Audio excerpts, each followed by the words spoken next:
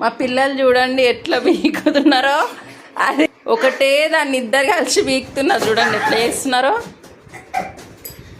ఇదేంటంటే పిల్లలకి చాలా వర్క్ అవుతుంది. మనము బ్యాక్ పెయిన్ రాకుండా ఒక వాల్ దగ్గర కూర్చొని రైటింగ్ రాసుకోవచ్చు. ఆల్రెడీ ఒకటి ఉంది ఇంట్లో. ఏంటంటే ఇద్దరికి ఈక్వల్గా ఉండాలి కదా, గొడవ పడతారు కదా, అందుకే మళ్ళీ ఆర్డర్ పెట్టాం ఫ్లిప్కార్ట్లో. ఫ్రంట్ సైడ్ చూపి సాత్విక్,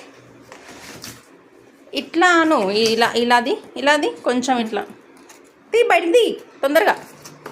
ఫైనల్గా బయటికి అయితే తీసిర్రు అన్ప్యాకింగ్ చేసి.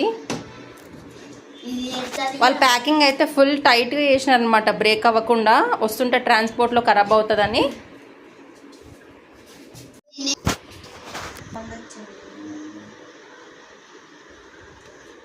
పిల్లలకి బ్యాక్ పెయిన్ రాకుండా ఉంటుంది. ఇలాంటిది ఆర్డర్ పెట్టి మన పిల్లలు ఇంటికి వచ్చేలోపు ఏదో ఒకటి ఇట్లా రెడీగా ఉందనుకో ఆర్డర్, వాళ్ళకు ఒక థ్రిల్లింగ్గా ఉంటుంది కదా.